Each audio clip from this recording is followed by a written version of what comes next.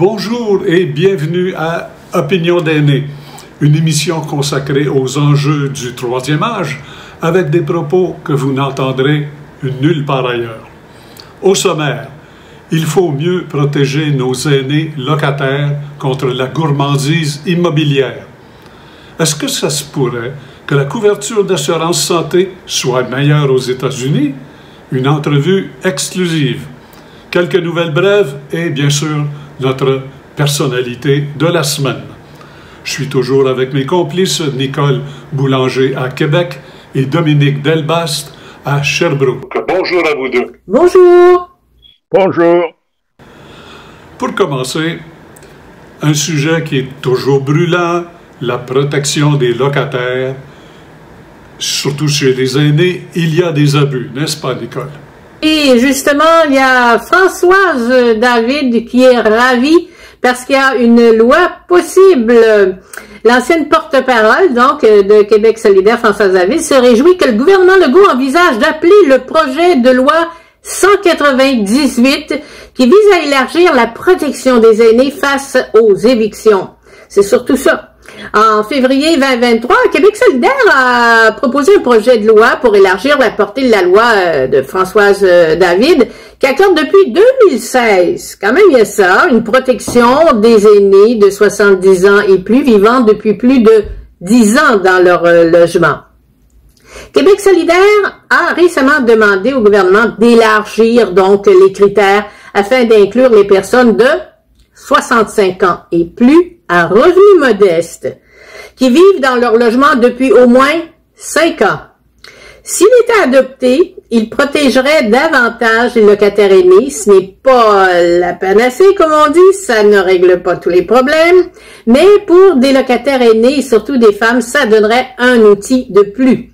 Le gouvernement Legault a confirmé à Québec solidaire avoir l'intention d'appeler le projet. L'intention du gouvernement est une lueur d'espoir, dit-on, pour des dizaines de milliers, potentiellement des centaines de milliers d'aînés au Québec qui veulent garder leur logement. C'est insécurisant quand même et qui ne veulent pas se retrouver à la rue. Le gouvernement appelle rarement des projets de loi de l'opposition à l'Assemblée nationale. C'est une occasion qu'on ne devrait pas manquer. Alors, faut travailler ensemble pour protéger les aînés du Québec contre surtout les évictions. On est capable de le faire et les aînés le méritent. Et évidemment, il n'est pas tout seul, Québec solidaire et Mme David, à penser dans cette direction-là qu'il faut améliorer la loi. Il y a un gérontologue social, M. Julien Simard, qui vient de sortir un bouquin qui s'intitule « Vieillissement et crise du logement ». C'est aux presses de l'Université de Montréal. Il a écrit son livre à partir d'un cas qui a été très médiatisé d'un octogénaire en 2016 qui avait reçu un avis d'éviction pour faire des travaux de subdivision. C'était un photographe connu dans la petite Italie, ce quartier de Montréal, et qui n'a pas survécu à ce qu'il appelait un coup de poignard, cette éviction-là. Alors, à la même époque, l'Assemblée nationale, comme vous l'avez mentionné, Nicole avait présenté un projet de loi et devant la hausse encore maintenant des cas d'itinérance, M. Simard propose de réduire à 65 ans l'âge d'admissibilité et après 5 ans d'occupation d'un même logement. Alors, on verra, comme vous le dites, si nos députés sont à l'écoute et s'ils auront le temps d'intervenir dans cette priorité, parce qu'on est rendu loin en avril et l'Assemblée nationale à la Saint-Jean-Baptiste, c'est terminé pour les vacances. Alors, c'est à suivre. Bon, voilà un autre sujet maintenant intéressant, l'assurance santé aux États-Unis. Ça peut être un modèle pour nous. Vraiment? Dominique, vous avez obtenu un témoignage révélateur sur le sujet? On parle beaucoup de notre système de santé. Au classement mondial de l'OMS, le Canada est 30e. 30e. On pense souvent que le système américain est beaucoup plus cher et beaucoup moins efficace que le nôtre. Je vous présente l'expérience d'un Québécois qui vit aux États-Unis. Bonjour Louis. Bonjour, Louis Arès, originalement de Montréal, Québec, vivant aux États-Unis depuis 40 ans déjà. Tu vis aux États-Unis et tu bénéficies d'une couverture d'assurance santé. Comment ça se passe? Comme je te dis, ça fait déjà 40 ans que je suis aux États-Unis. Je suis ici en tant que titulaire de carte verte encore. Les processus pour devenir américain sont de plus en plus compliqués. On en parlera sur un autre volet.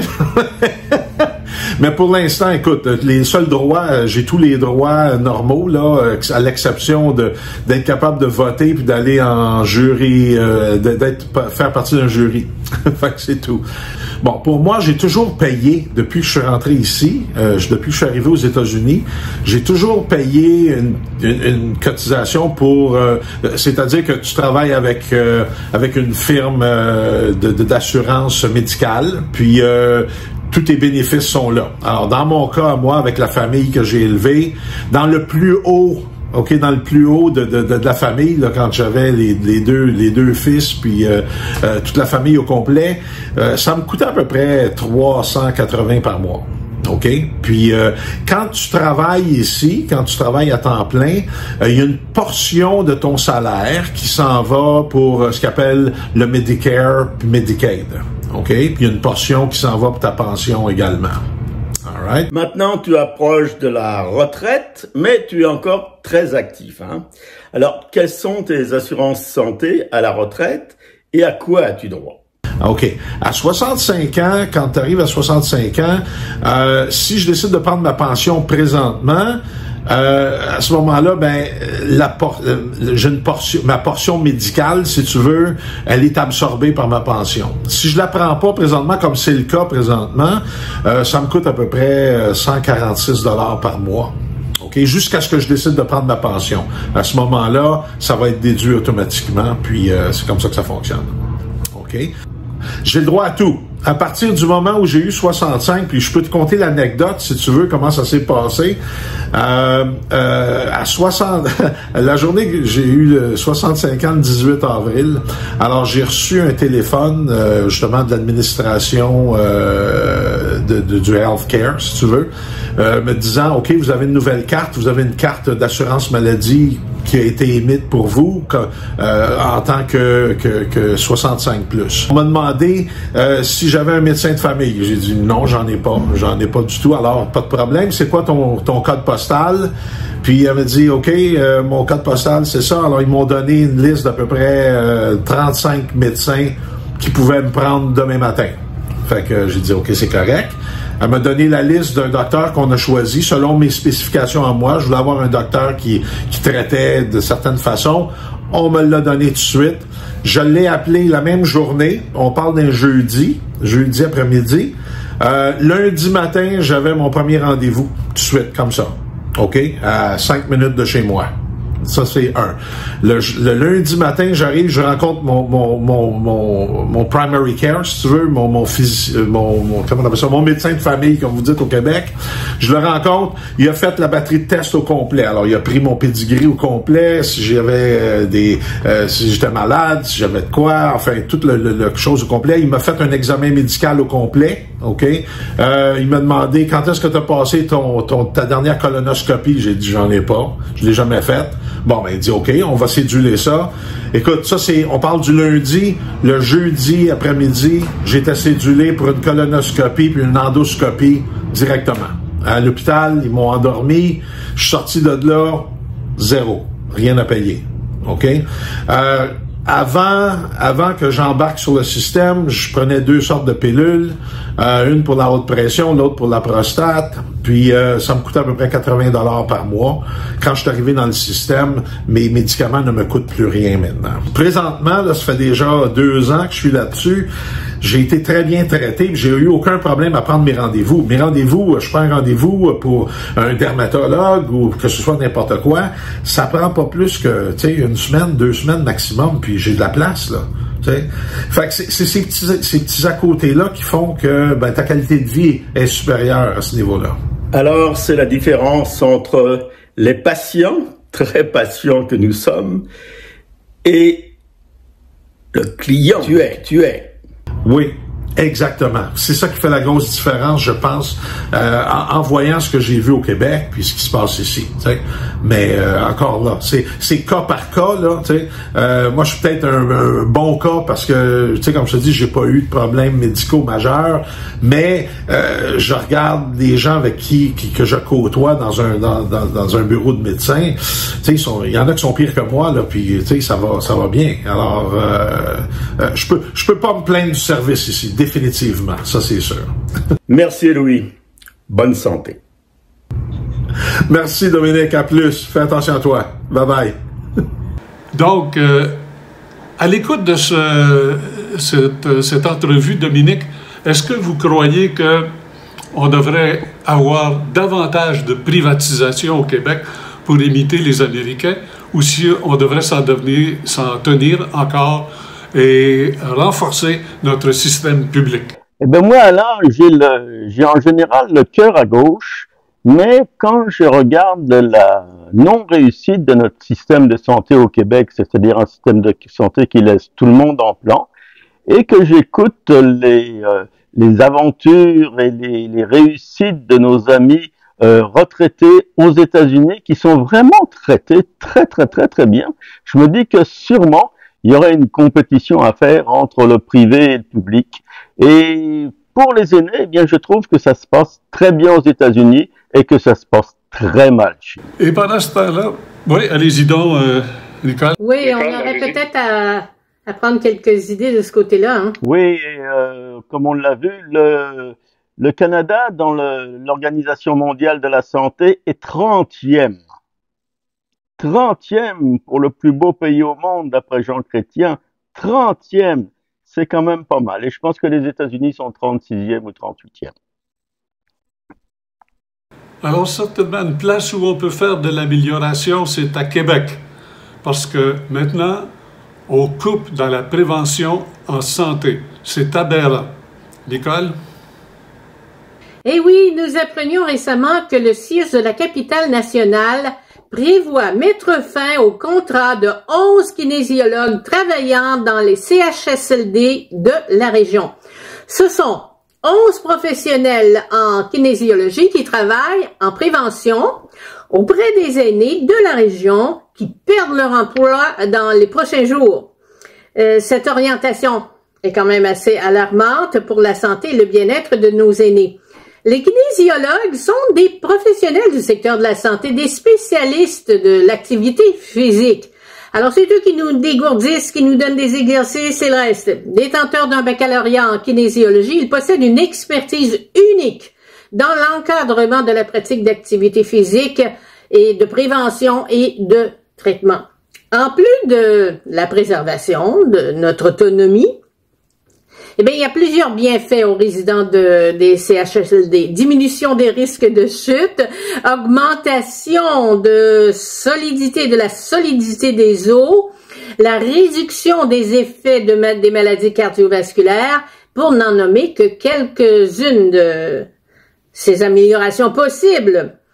Les kinésiologues aident les résidents à vivre mieux et à vivre dignement. Leur contribution aide également à réduire la charge de travail des autres professionnels de la santé. Le CIUS de la capitale nationale est le seul organisme à mettre fin au contrat de kinésiologue.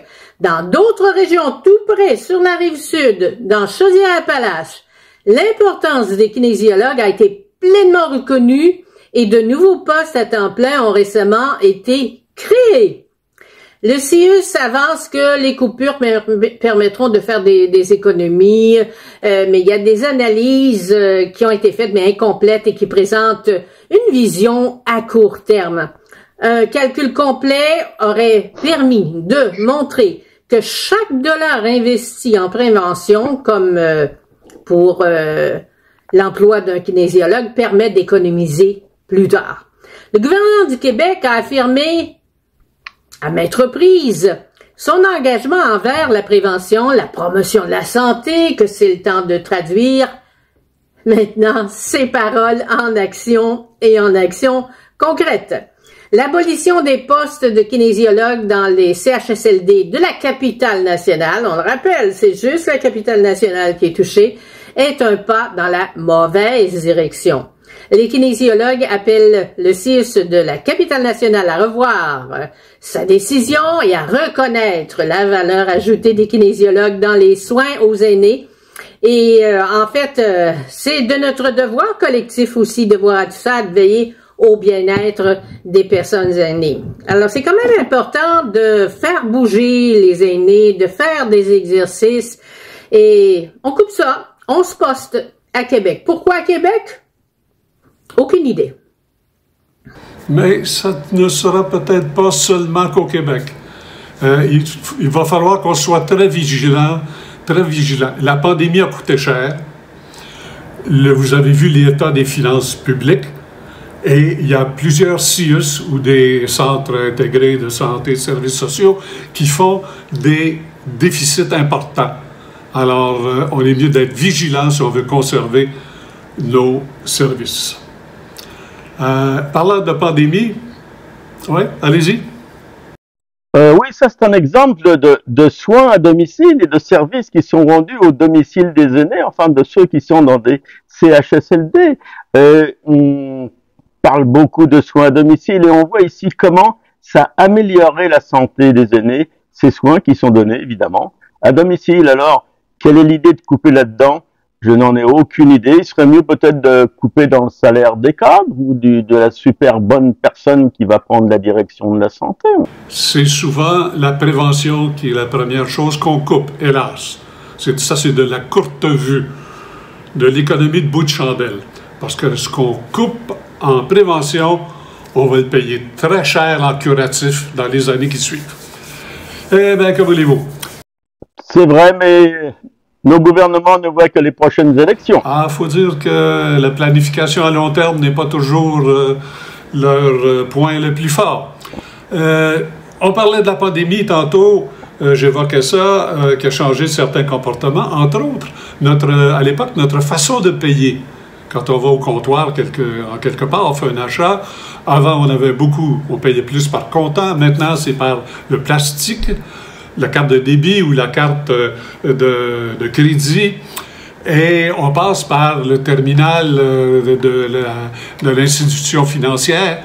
Et ça, ça nous amène à faire des choix en matière de pourboire. Et il y a des pressions, n'est-ce pas, Dominique? Et oui, et ça, c'est une nouvelle pression qui nous est arrivée après la pandémie. Et après la pandémie, on a été plus large sur les pourboires, en reconnaissance pour les restaurateurs qui nous avaient aidés pendant la pandémie. Mais depuis, nous sommes redevenus des gens raisonnables qui continuent de penser que le pourboire est fait pour récompenser, ou pas, un service qui nous est rendu principalement dans les restaurants. Alors, c'était sans compter sans la nouvelle machine inquisitrice destinée à nous faire dépenser contre notre gré. Dans l'ancien temps, le serveur nous apportait la facture, il la mettait sur la table et après ça, on lui laissait un pourboire et on ne parlait même pas de pourboire, le serveur ne nous en parlait pas. En général, les gens donnaient entre 10 et 15% de pourboire, le tout était content et on était tous contents. Alors maintenant, il y a une nouvelle machine. Une machine qui vient chercher l'argent dans nos mains et dans nos poches. On vous l'attend, comme on vous tend la sébille. Et c'est souvent par une personne autre que notre serveur ou notre serveuse qui la passe. Alors, si vous avez des questions, on vous dira que 15%, qui est en réalité 17%, c'est cheap. C'est que vous n'avez pas vraiment apprécié le service que vous avez eu. On vous proposera plutôt 20 ou 22% qui se transforme après la taxe en 2% de plus, c'est-à-dire 17 ou 24%, selon les cas. Et c'est la machine qui propose. Elle décide pour vous 15, 20, 22%, allez hop, passez la monnaie. Et en plus, cette machine nous fraude carrément. Elle calcule le pourboire qui est ajouté et compris dans la facture. C'est-à-dire que le pourboire est calculé sur ce que vous avez consommé, mais aussi sur les taxes qui ont été ajoutées sur la facture. Ce n'est peut-être pas illégal, mais c'est vraiment très, très, très immoral d'aller chercher des revenus sur des taxes. Bon, ainsi, aînés de tous les pays et de tous les restaurants, unissons-nous, réagissons contre cette pratique qui est vraiment très, très, très désagréable. Alors, moi maintenant, j'agis comme ça. Si la machine calcule le pourboire sur la taxe, ce qu'elle fait tout le temps en ce moment, je donne carrément pas de pourboire. Carrément pas. Dommage pour la serveuse ou le serveur, mais peut-être qu'elle pourra faire des pressions sur son employeur ou sur les programmateurs de la machine, parce que la machine est vraiment programmée pour nous avoir. Alors, messieurs les restaurateurs, vous perdez déjà beaucoup de clients en ce moment à cause de l'augmentation des intrants, à cause de l'augmentation des coûts du repas. Les 2 œufs bacon qui valaient 6 piastres avant la pandémie sont rendus 20 piastres, et n'importe quel repas ne se paye pas en bas de 20 ou 30 $. Alors, messieurs les restaurateurs, éliminez cet irritant. Et il est très irritant aussi pour les aînés, parce que les aînés sont pas forcément familiers avec ces machines, qui sont d'ailleurs jamais les mêmes, hein. Ça vous présente jamais la même chose selon les machines. Alors, c'est aussi une intimidation, parce qu'on vous regarde au moment où vous donnez le pourboire, et on vous juge au moment où vous donnez le pourboire. Alors arrêtons cette intimidation qui est très regrettable. OK, Nicole, tu as un commentaire? Vous avez bien raison, Dominique, c'est de l'intimidation. Et c'est ça, c'est qu'on charge avec la taxe en plus. Puis même, il y a des endroits que le pourboire a été, je pense que ça arrive quelquefois aux États-Unis, le pourboire a été chargé et on amène la facture, on vous explique pas que le pourboire est inclus, puis il y en a qui nous disent de calculer peut-être les 2 taxes, le montant des 2 taxes additionnées, ça donne à peu près le 15%. Je sais pas si c'est... Oui, je suis d'accord, mais pourquoi ça serait à nous de faire cet exercice-là, de corriger une lacune qui est faite par la machine, quand vous avez des aînés qui, comme moi, savent pas très bien calculer et tout ça, c'est exactement fait pour nous avoir, pour aller nous chercher plus d'argent. Alors, messieurs Visa, les banques et tout ça, vous faites quand même assez d'argent. Essayez de pas nous voler sur le pourboire en plus. Oui, c'est choquant, c'est choquant.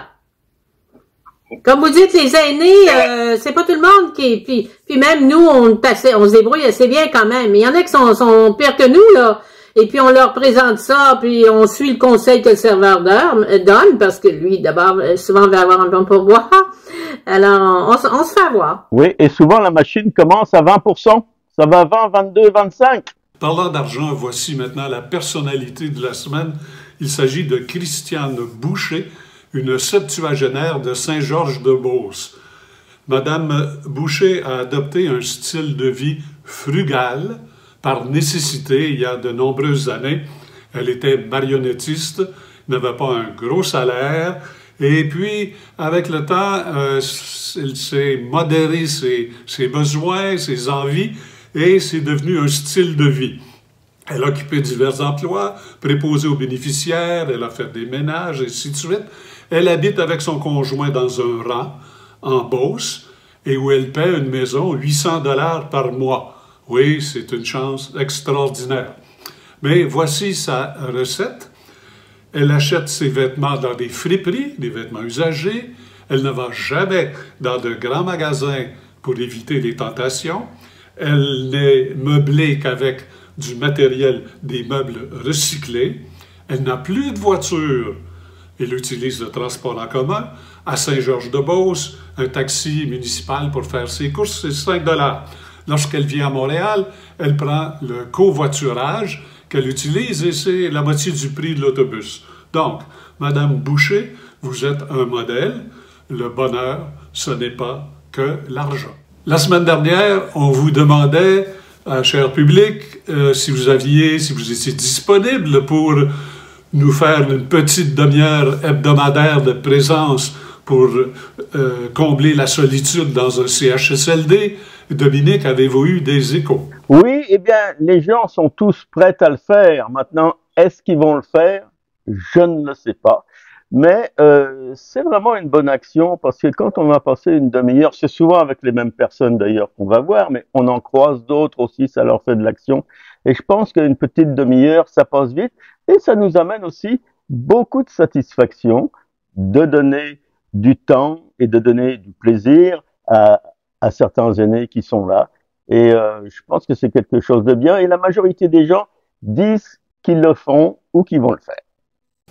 Nous sommes une société plutôt égoïste envers les aînés, mais c'est comme ça. Mais si on peut l'améliorer, tant mieux. Parce que l'ennui dans un CHSLD, c'est incroyable.